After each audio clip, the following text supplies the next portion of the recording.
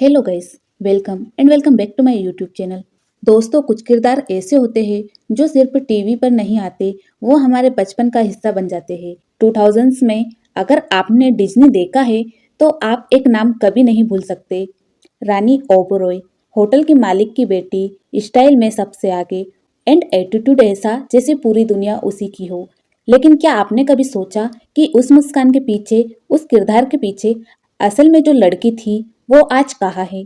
चलिए आज बात करते हैं शिव शक्ति सचदेव की। शिव शक्ति का जन्म दिल्ली में हुआ।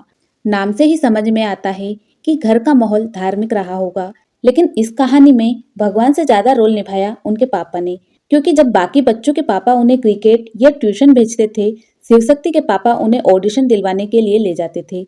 स्कूल के बाद फोटोशूट, वीकेंड पर एंड ऑडिशन। धीरे धीरे कैमरा उनका डर नहीं, उनकी आदत बन गया। शुरू में शायद ये सब एक शौक था, लेकिन कब वो शौक सपना बन गया, शायद उन्हें खुद को भी नहीं पता चला। सिर्फ 9 साल की उम्र में उन्हें पहला बड़ा मौका मिला भाभी में। सोचो, 9 साल, जिस उम्र में हम लोग कार्टून देखने के लिए लड़ते थे, वो रोज शूटिंग कर रही थी। ये शो उस दौर का बहुत बड़ा शो था। लंबा चला, हजारों एपिसोड बने और उसी के साथ शिव शक्ति भी बड़ी होती गई। लेकिन अभी असली पहचान मिलनी बाकी थी। फिर आया डिज्नी का वो शो जिसने हर 2000s बच्चों की शामें सेट कर दी, द स्वीट लाइफ ऑफ करण कबीर। और उसी शो में एंट्री हुई रानी ओबरॉय की, रिच गर्ल, पापा का होटल, स्टाइल फुल ऑन। लेकिन अगर आपने ध्यान दिया हो तो रानी सिर्फ एक अमीर लड़की नहीं थी, वो अंदर से अकेली थी। उसे खुद को साबित करना था, उसे दिखाना था कि वो सिर्फ पैसे की वजह से खास नहीं है।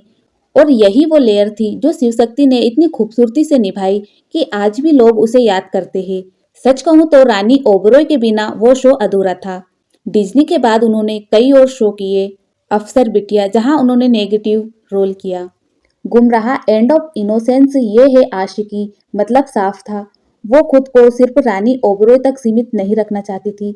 लेकिन सच ये भी है कि कभी कभी एक किरदार इतना पॉपुलर हो जाता है कि वही अपनी पहचान बन जाती है और उससे बाहर निकलना आसान नहीं होता।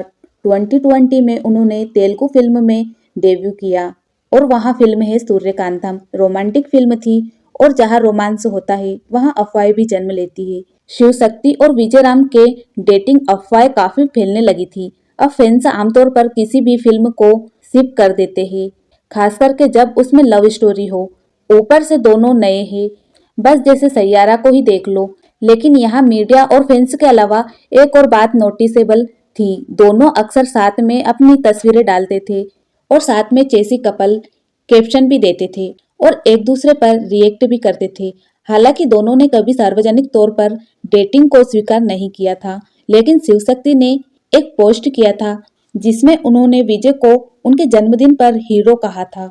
और जब से दोनों के अफेयर की खबरें सामने आई थी, लेकिन कभी कुछ ऑफिशियल नहीं हुआ। शायद ये सिर्फ फैंस की उम्मीदें थी। अब असली सवाल, इतनी छोटी उम्र में काम करते करते इंसान थक भी जाता है। 9 साल की उम्र से लेकर जवानी तक लगातार शूटिंग, रोल्स, डायलॉग्स, कैमरा। एक समय के बाद शायद उन्हें लगा कि वो खुद को खो रही है।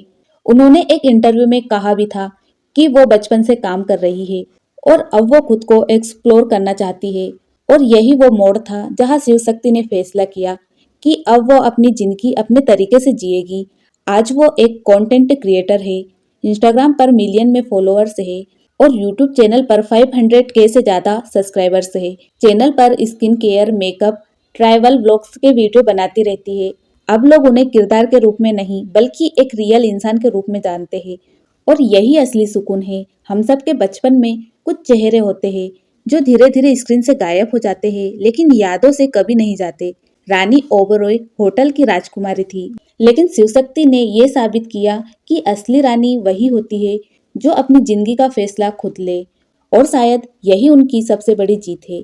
अगर आप भी 2000 से डिज्नी किड हो तो कमेंट में लिखो रानी ओबरॉय। और अगर वीडियो अच्छा लगा हो तो वीडियो को लाइक और चैनल को सब्सक्राइब करना ना भूले। मिलते हैं नेक्स्ट वीडियो में, तब तक के लिए bye bye. Thank you for watching video.